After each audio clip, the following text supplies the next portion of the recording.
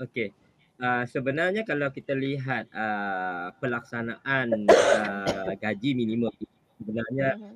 suatu cabaran untuk, kerajaan. Bukan setakat Malaysia, di negara-negara lain pun ini adalah satu cabaran kerana kita memaksa, Mhm. perusahaan untuk memberi sometimes yang inilah yang dikatakan tadi kita dapat respon daripada, pemain industri yang mana mereka bersedia dengan keadaan ini. Ini sebenarnya adalah satu cabaran dan saya rasa dari kerajaan-kerajaan sebelum ini pun yang telah mula memperkenalkan, dasar ini satu, cabaran. Inilah Mhm.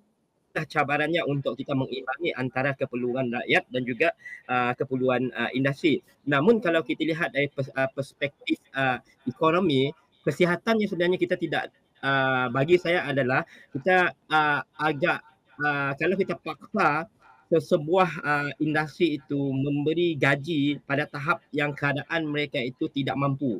Bagaimana untuk mereka beroperasi? Itu satu Mhm. perkara yang perlu kerajaan fikirkan. Dan sebenarnya kalau kita lihat bukan setakat di Malaysia, even di Indonesia, di Thailand dan beberapa lagi negara di ASEAN, mereka juga menerima tentangan hebat daripada pihak Mhm. pemain industri tentang Mhm. setiap kali, setiap tahun, rancangan kerajaan untuk, menaikkan, gaji Mhm. minimum ini semestinya memberi tentangan yang hebat. Ini Mhm. adalah salah satu cabarannya dan kita sedia maklum tidak semua pasaran, tidak semua, yang dimaksudkan tadi di Mhm. Kelantan, di Mhm. Sabah dan Sarawak, tidak semua, uh, ketahanan, terutamanya SME ataupun kita tidak boleh nak katakan di sini satu entiti perniagaan yang lebih daripada 5 orang pekerja mempunyai kekuatan kewangan. Ya. Ianya sangat relatif kalau kita lihat pengumuman yang dibuat di dalam bajet ini oleh Perdana Menteri, Mhm. semalam yang menyatakan bahawasanya, bagi, syarikat yang mempunyai pekerja kurang daripada 5 orang, mereka Mhm. diberi penangguhan. Ini sebenarnya memberi, gambaran bahawasanya syarikat yang mempunyai pekerja yang ramai itu mempunyai kekuatan kewangan. Ya. Cuba kita lihat, saya ambil contoh sebuah Mhm. ini memerlukan pekerja yang ramai. Itu adalah, sifat, perniagaan restoran. Kita tidak dapat nak katakan restoran ini, mempunyai kekuatan kewangan yang kukuh. Mhm. Kalau nak dibandingkan dengan sektor yang mana, firma ataupun syarikat yang mempunyai, pekerja yang kurang daripada 5 orang. Mhm. Mungkin dalam situasi mereka yang mempunyai pekerja yang kurang daripada 5 orang ini, keperluan mereka hanya kurang daripada 5 orang. Ya. Kenapa mereka nak hire lebih daripada 5 orang? Mhm.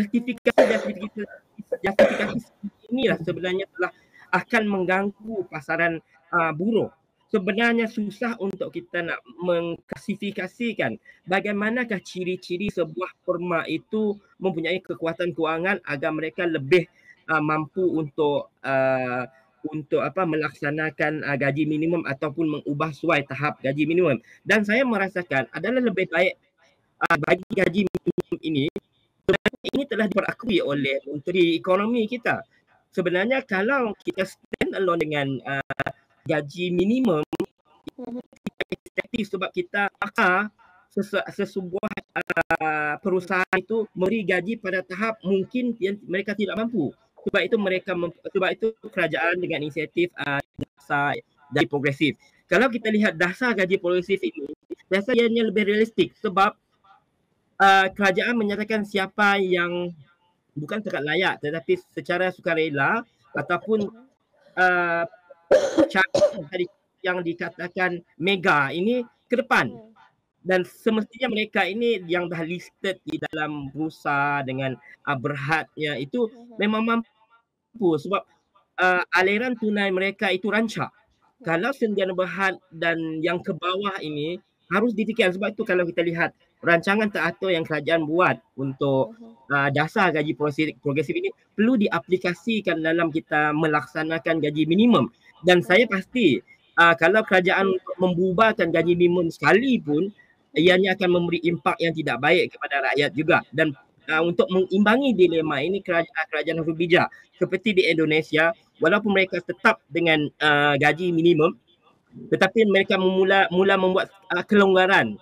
berbagai-bagai kelonggaran agar ianya tidak mengganggu pasaran, terutamanya industri-industri kecil dan sederhana, industri-industri yang mempunyai perusahaan yang sukar untuk digambarkan tentang keupayaan keuangan mereka itu. Dan saya harap kerajaan melihat perkara ini dengan serius kerana ianya melibatkan sesuatu yang sukar untuk kita justifikasikan.